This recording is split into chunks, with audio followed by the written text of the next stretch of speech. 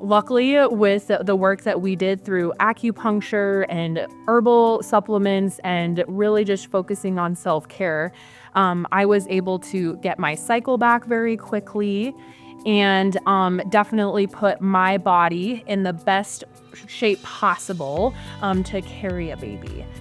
Welcome to Mother Nature's Doctor, the podcast where ancient wisdom meets modern wellness. Hosted by Dr. April Schulte, a specialist in Chinese medicine, this show explores the power of nature as the ultimate healer. Each week, Dr. Schulte dives into a new health topic, revealing how holistic practices, herbal medicine, and time-tested natural remedies can help you live a healthier, more balanced life. Get ready to nourish your body, calm your mind, and reconnect with the wisdom of Mother Nature. Hello, welcome to this module of Mother Nature's Doctor presentation on how you can gain fertility naturally using the tools that Mother Nature herself has to offer. I am here today with the lovely Dana. We thought it would be fun to have a conversation style opportunity for you to learn a little bit more in an authentic way about the process of using traditional Chinese medicine. And as I said, the tools of Mother Nature to, enhance your fertility and things that you can do yourself to enhance your fertility and sort of understand the power that you have as a woman to become pregnant and have a healthy pregnancy and then, of course, have that beautiful child. So, That's right. Yeah, welcome. Thanks for having me. Yeah, you bet. Would you please just share with our audience a little bit about your own personal story? I know that those kind of go deep to the heart, but would love for you to share with our audience a little bit about your experience. Yeah, absolutely. So my husband and I got married in October of last year and immediately started trying for a baby. And I just could tell that something was not right. Could tell that my cycles were off, my hormones were raging. I had just gotten off an IUD and I was on my IUD for probably 15 years at that point. And I just felt so unbalanced. I felt like my world was upside down and I just needed help. And I was going to my OBGYN. I was going to all of these doctors, my primary care, asking for the basics, right? I knew something was off, just wanted some guidance and I could not get that. And it was really, really hard for me to advocate for my health. And that's when I was so blessed to have found you. When I first saw you, we did labs where I just did an overall picture and I was red in everything, right? I was totally off. My inflammation was super high. My thyroid levels were out the wazoo. And I was just not in a good, healthy picture to have a baby. And so, luckily, with the work that we did through acupuncture and herbal supplements and really just focusing on self-care, I was able to get my cycle back very quickly and definitely put my body in the best shape possible to carry a baby. Right. So, yes. Yeah, it's been an honor working with you. And when you or anyone else come to me with any chief complaint, but specifically as we're talking about fertility, it's important to understand, and I mentioned this in the last module, how our basal body temperature chart reflects our whole body, our whole system. And that's why you and I have had some great success together, working together, because we were able to look at your basal body temperature chart and see where are the imbalances in your system that are contributing to some of your overall health pictures. We did certainly talk about the reproductive system, but we've actually spent a lot of time talking about other organ systems. We've been talking about your digestion. We've been talking about, emotional health. We've been talking about different stressors in your life. And even, we've talked about lungs or the kidneys because they all go together to enhance fertility. And that's something that's really special about traditional Chinese medicine is it provides a really nice mirror for understanding how, it's not only ovaries and uterus and testicles, and, we're not only just talking about those things to help bring together a healthy pregnancy. We're really looking outside the reproductive system and seeing how can we support the reproductive system. And that's how the basal body temperature chart really does mirror that. And you did such a great job with your your fertility charting, and you actually opened my eyes to some of the amazing apps and things that are out there. Tell me a little bit about how you track your basal body temperature. Yeah, so I use my Aura Ring, which correlates into natural cycles. And so through natural cycles, I'm able to log my emotions, cervical mucus, if I've had my period, and able to track. And actually, that is what has worked in with our appointments to determine my ovulation day. Yeah, if you're able to take your basal body temperature and you can see for yourself different trends that and notice sort of what you can do to help yourself, or you could take them to me, and we could do a one-on-one, or you could take it to another acupuncturist who really specializes in fertility and understands basal body temperature charting. A lot of times the OBGYNs, they may or may not value basal body temperatures, but they just look at everything through a completely different lens. But with the basal body temperature chart, we can see when you ovulate, we can see if your hormones, if your estrogen and progesterone, for example, are sort of where we want them to be without even checking hormones in blood work. We can see that based on your basal body temperature chart. And then there are clues that you can learn on how to sort of enhance that chart so it's perfect for what we're looking for, optimal fertility. And we were able to do that a lot with your digestive system. That was a big thing. So we talked a lot about different foods, and you actually reminded me, it's important to eat from the earth, and what does that mean? That means that, if the food came from earth itself, it's probably pretty good to eat, but if it's been far removed by like processed over and over and over again, say in like fast food, or actually most of the middle of the grocery store is processed food. So we say shop the perimeter of the grocery store, because those foods tend to be closer to, what Mother Nature offers herself as food as medicine. And so we talked a lot about emotional health. When our emotions are maybe we're feeling stuck in life, or we're sort of living in resistance to what is, meant to be true for ourselves in terms of living our purpose in life, that actually delays ovulation.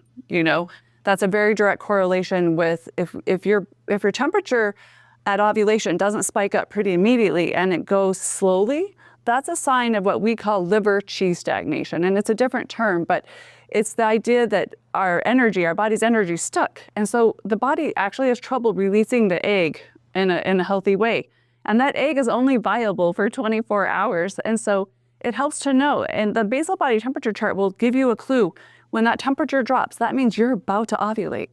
And so once you ovulate, you only have 24 hours of a viable egg for the sperm to find that egg. And so once you understand that, you had also brought up the LH strips.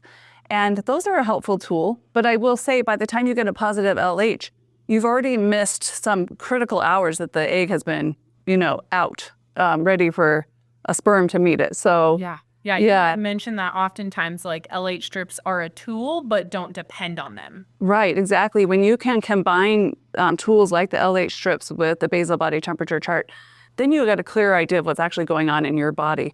Because, it's interesting. Ideally, we want 14 days from ovulation to day 1 of your cycle. So that's pretty critical. And we want your temperatures around 98 for that whole time. And if that's not happening, then there are Chinese herbs that we can use to sort of make sure that we are getting that 14 days and at a higher temperature. If your temperatures aren't high enough, I might bring in the help of Western medicine thinking. That's where we talk about actually looking at lab work, checking your thyroid levels and things like that.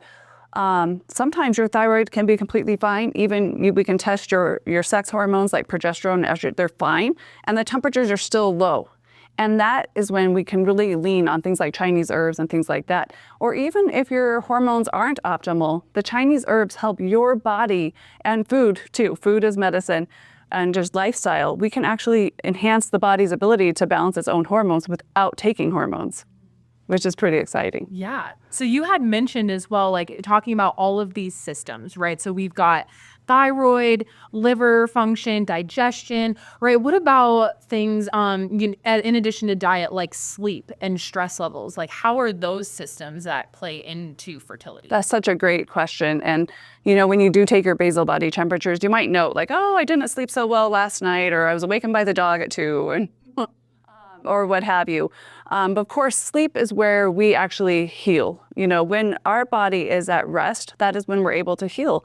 And when we have stress during the day, then I think of it as like closing down our nervous system a little bit, and that sort of depletes the immune system. So one of the major benefits of acupuncture itself is that it is able to really relax the nervous system, and that creates a space for healing.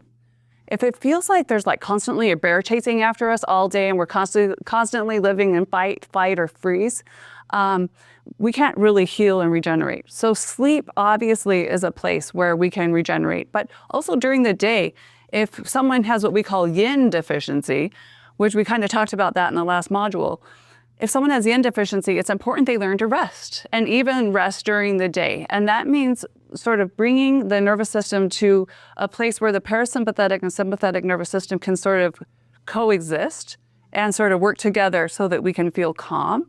And that's where we're able to actually find health in lots of ways. So yeah, addressing stress is just huge. It's just huge. And stress, normal part of life, it serves a strong purpose and a healthy one too. It's just a matter of, okay, am I living in a healthy stress or am I living in an unhealthy stress? Yeah. And you had definitely taught me that, when I come in for my acupuncture appointments, that is my like 45 minutes of like solitude and just peace. And you definitely taught me the importance of self-care, especially when trying to conceive, is because you are the body that will be carrying, another life. It's important that you are at peace while your body is going through this. Right. Thank you for sharing. You're welcome. It's an honor to really talk about these things. And again, in the last module, we had the free gift of a meditation. And that's really helpful because, our ability to sort of think about and visualize the future and really feel it as true in our system really makes a big difference. So we're talking about creating a nice, warm, healthy womb full of nourishing blood for the fetus. That's about learning how to nourish yourself, learning, okay, it's very common rather to have someone with blood deficiency in Chinese medicine. In Chinese medicine, blood is a little different than blood in Western medicine. It does encompass the idea of blood in Western medicine, but it's a very nourishing quality. And if we are blood deficient, that person might look tired, they may look pale, they'll probably have anxiety, they may have headaches, and then they're gonna have often a weak flow in their period. So they're not going to be bleeding for as long as we want or as heavy as a flow. And so that kind of indicates that maybe that uterine lining, that endometrium, isn't nice, full, rich of blood. And so by taking Chinese herbs and by learning how to rest and rejuvenate, by learning the foods that nourish the blood, we are able to build that endometrium, and that alone helps increase fertility. Yeah, absolutely. I love that. And so in all of these tips that you're giving us, right, you had mentioned how important basal body temperature is, right? Can you talk a little bit about how to find your ovulation and how important basal body temperature is in terms of tracking? When we had first connected, my temperature was all over the place. Right. I actually had really low temperatures. I wasn't getting, my temperature were like in the 96, and you were like, hey, you got to get you warmer here, Yeah. And so, and also, if you do a quick Google search, right, Google will say, most women ovulate right between day 14, 15, but we actually found that with me, like I ovulate very late, according to temperatures, I was ovulating day 18 and day 21. So when I was trying, I was actually missing the whole window. Right. So can you speak to a little bit on how to like read your basal body temperature Such a great and question. find your ovulation? Yes. So when we have your basal body temperature chart and we're looking at it, we actually want it to be biphasic, meaning in the first half of your cycle, we want the temperatures lower, preferably under about 97.5, 97.6 degrees. And then at the ovulation, your temperature actually dips, okay? And then we want it to take sort of a steep rise and get towards 98, where we want it to hang out until either pregnancy occurs, which is keep the temperature high, or we get our menstrual cycle, which the temperature drops before we shed that endometrium. And when that temperature drops at ovulation, that is your clue. That's saying, okay, the egg is about to be released. So, and we use that in conjunction with maybe an LH strip. But like I said, remember those LH strips, in my experience, tend to show a positive ovulation before, or rather after that temperature drops.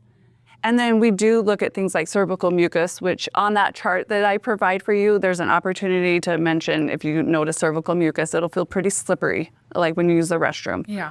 And that is telling you, hey, and hopefully you're also getting increased libido at that time too. And if you're not having a libido, that's a sign. So we work on that too. But that's your sign. That's like, okay, all systems go. But I do like to recommend after trending your charts, you'll notice, hey, I tend to ovulate maybe on day 12, or I ovulate on day 16. So I recommend having intercourse about 2 days before you're expected to ovulate, and then every 2 days through that ovulation period to make sure that, our bases are covered. Absolutely. Yeah. You have provided the audience with the basal body temperature charting. So that all of that information is so helpful when they are going through, right, to know what that cervical mucus should look like, what your temperature should look right. like. That's wonderful. Thank you for sharing. Yeah. There's a lot of things in women these days that is just like arising, right? Like we're seeing endometriosis, we're seeing PCOS, right? We're seeing just unexplainable infertilities, right? Yeah. And so what in your patients and in your experience, what are you seeing? Like why are infertility rates skyrocketing? What are your patients experiencing that's having a hard time getting pregnant? That's such an incredible question. And, I don't know that we fully know the answers. We can certainly speculate about environmental toxins and the plastics that, are affecting our estrogen levels. For example, we are bombarded by nanoparticles of plastics on the daily. So that's a big thing. Also, just the sexual exposure of our kids at a young age to images that we see on the TV or in the movies or on the internet, I think plays a role. And our food source, we've just gotten away from eating from the earth and really using Mother Nature herself to be healthy. And when we really can understand how our mind, our body, our emotions, our spiritual health truly do work together, then we are able to boost our health in general, which boosts fertility. And it's interesting, in Chinese medicine, there's something called the generating cycle, where we actually talk about how each organ sort of supports the other organs. So for example, we say the earth element, which is your digestive system, is the mother of the metal element. Metal is the lungs, okay? So it's not uncommon at all for, say, your digestive system to take a hit and then maybe get a cold or get phlegm in your lungs. And from there, we think, well, why is the digestive system taking a hit, okay? Is it taking a hit because we're eating too many cold foods? We're just eating salad every day trying to lose weight, and then meanwhile, that's producing a lot of what we call dampness. And then that dampness actually contributes to maybe sluggish ovulation or maybe no ovulation. Or is it, because we worry all the time, which is an emotion associated with weakening the digestive system? Or is it because what's underneath the digestive system, which is the kidney energy, is that kidney energy not, burning? We say that kidney energy provides the fire for the cauldron for our digestive system. So if we're sort of living life by burning the candle at two ends, we're constantly in fight or flight, our root level energy, which is the kidney energy in Chinese medicine, is not burning, that flame's not burning. Well, that's going to kind of go around that whole generating cycle and weaken the whole system. And so that's where it's important to look at that generating cycle and understand, because there's also something called the insulting pattern. We talked a lot about our emotions, and in Chinese medicine, the liver, we say, rules the emotions, and it also governs the qi, the body's energy. We like that energy flowing freely in the system. And when we're having stress or unfulfilled desire, that qi gets stuck and it overacts on the digestive system, the earth element. And then so you can sort of start noticing your own patterns by paying attention to that generating cycle and sort of see why fertility might be going down, because it's not just about the reproductive system. It's about our whole society in general sort of getting away from learning that we actually are our own best healers, that we actually hold the power to have health, and it's not with the pharmaceutical companies. It's not with our insurance companies. It's not by a quick fix. It's by really understanding how our emotions are tied with our organs, how the organs are not separate from one another. Our thyroid gland does not operate independent of like everything else. You know, it really depends on what are those adrenal glands doing. One thing I did want to mention too is when I talk about organs in Chinese medicine, they don't necessarily directly correlate with the function of organs in Western medicine. So if I talk about the liver, which we know in Western medicine, one of the functions of the liver is to really help detoxify the blood. We say that the liver in Chinese medicine stores the blood, and we say it moves the qi. And so they're similar, but different. And so when I talk about the kidney energy being weak, it doesn't mean your kidneys are failing and we need to, go on some sort of kidney support or dialysis or something like that. It's not about that at all. But it's just understanding how everything works together. That's really the biggest thing to understand. When we're talking about fertility or really any chief complaint, it's just understanding how the whole system works together with the environment, with our relationships, with our close, our loved ones, and just understanding, food is medicine. Each food we consume, which we do provide you with a list of foods that are considered warm in nature. When we're trying to create a nice warm womb for a fetus, we want to eat warming foods. Some of those like spices that we mentioned, or some of the meats that we mentioned, like oysters even, really warming. They nourish the yang energy, which is that warming energy. So your temperatures they were low, now they're so much better. We talked a lot about eating those warm foods to help your body balance its hormones out itself without using hormones on the outside. Yeah. So you're saying really like it is all about everything in our environment, right? It is stress, it is sleep, it is food, it is all of these things, all of the body's systems, right? It is not just your uterus, it is not just your ovaries, it is the whole picture. Yeah. And that can sometimes be a common misconception. It is not just one part of your body, right? It is all of these things. Right.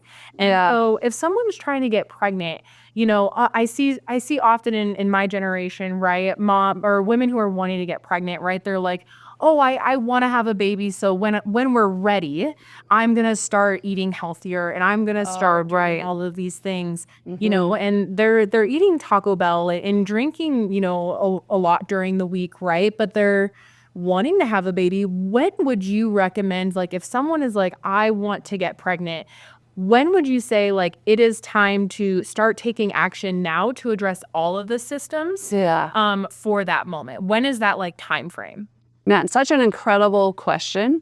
And my answer to that is, it's never too soon to take your health seriously. It's never too soon to put yourself first, because when we think about living a nice, full life, some of us really desperately do want to be parents, or we see that in our future where we do want to be parents. We see that as part of living a full life. Some people don't see that as part of living a full life, and that's okay too. But when have you ever wanted to live a full life being sick? And so that means right away, start understanding what it means to take care of yourself. What does that mean? What does that mean that, right now, I don't want to go work a 9-to-5 job. I want to go travel and maybe do something on the side as a side hustle because that's what my spirit wants in that moment? Or does it mean, I do want to have a baby and I'm not sure when, maybe we're going to wait until, our finances are in order. But you can't tease it apart. To have healthy finances, you want to be healthy on the inside. So it's never too late to start treating yourself well now. And it's rare that you're treating yourself well by drinking alcohol throughout the week. It's common. People think, oh, I just want a glass of wine. They feel like they deserve it.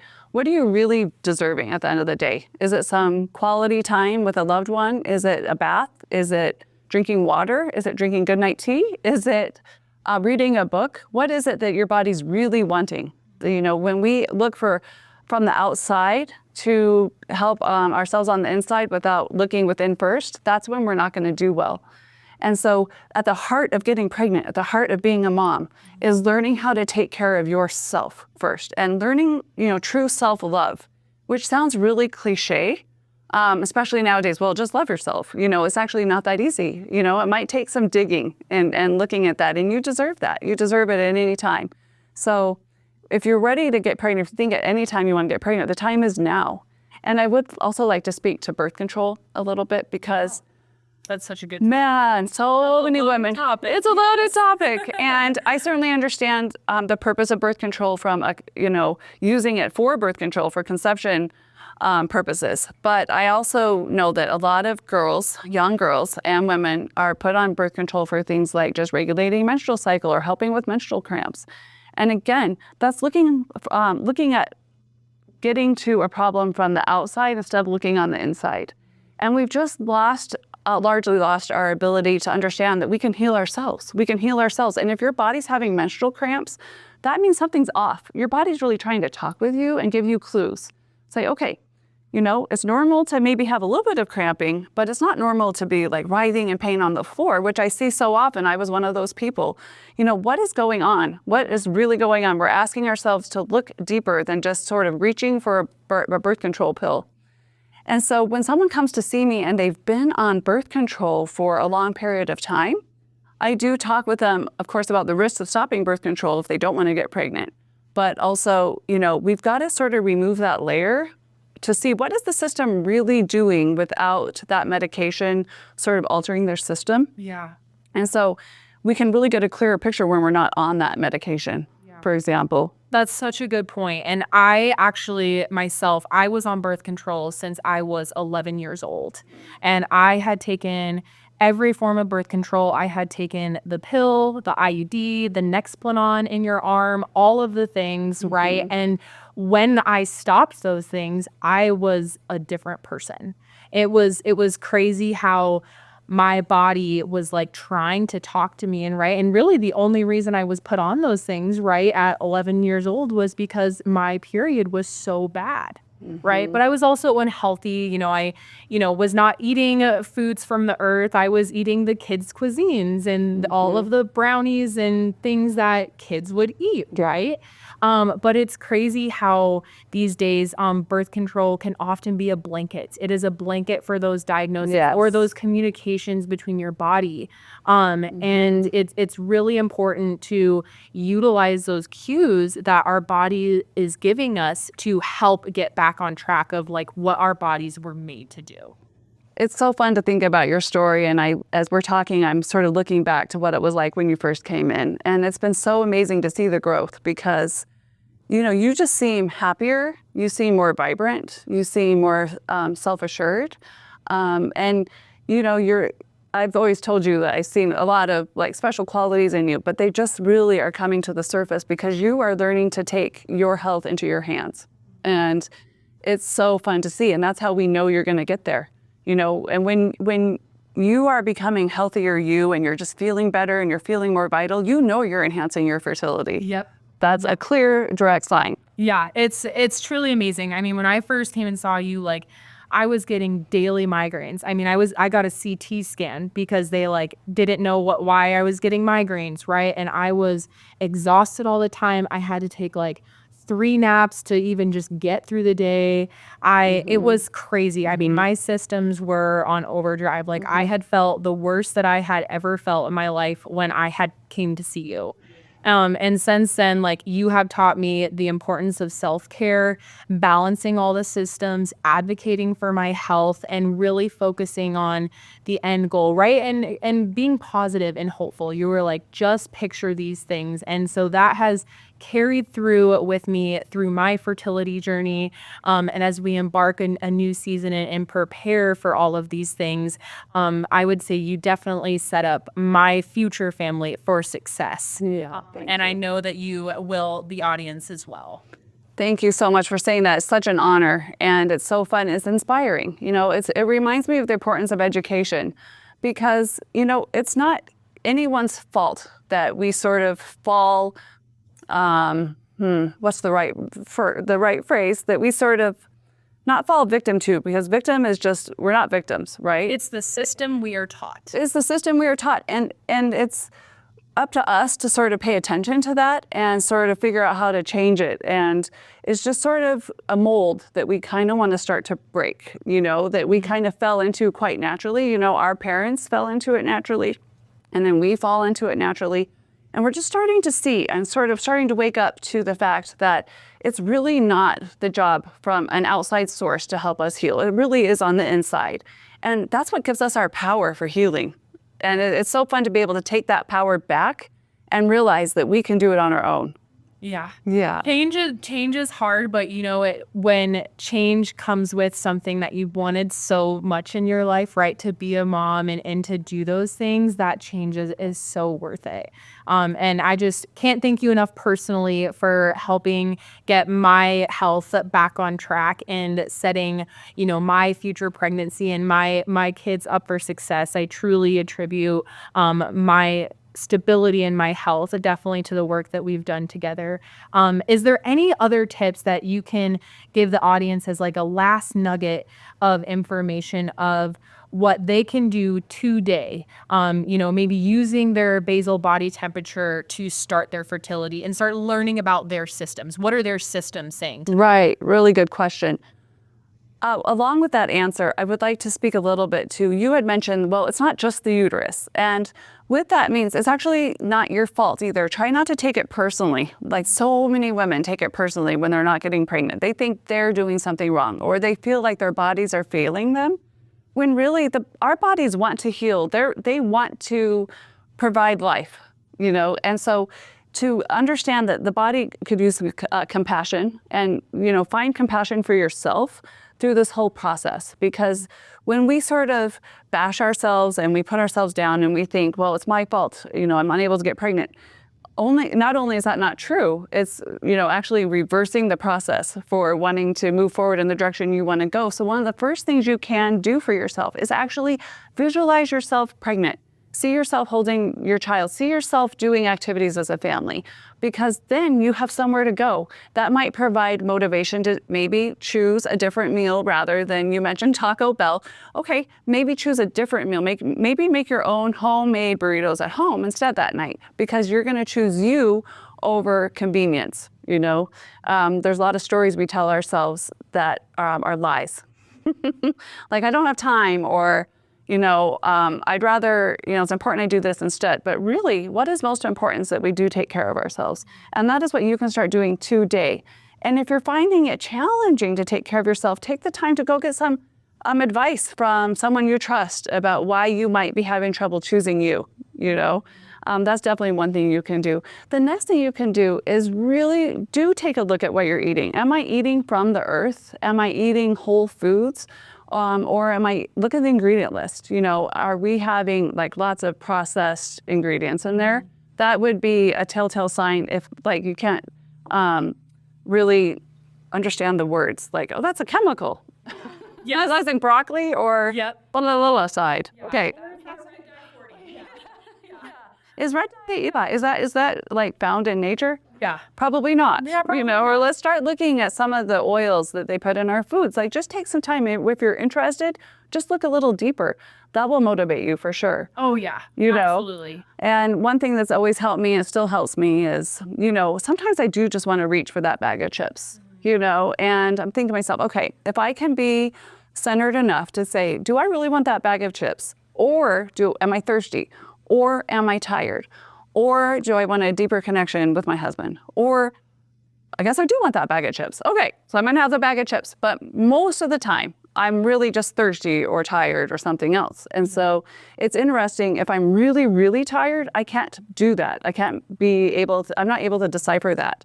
And so we don't want to let ourselves get so tired and run down that we can't make good decisions for ourselves. Yeah, absolutely. Man, what a great conversation today. We had so many discussion topics, right? We had talked about your basal body temperature, taking care of yourself, diet, sleep, stress, right? Birth control, all of these things. These are all really helpful tips. And I am just so thankful and confident that you were going to help many women out there get pregnant. So thank you so much for having me on today. I so appreciate it. Any last words that you'd like to share with the audience? Well, I too would like to thank you. You've been such a proactive part of your own health journey, and it just makes it so much fun for me.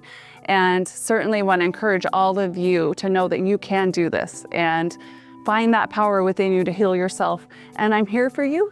Certainly look forward to other modules. We will be offering, podcasts, and we'll be offering a time for us to get together one-on-one, maybe over Zoom calls, and also opportunity for one-on-one coaching for looking at your basal body temperature chart, looking at your health in general. We can offer that for you as well.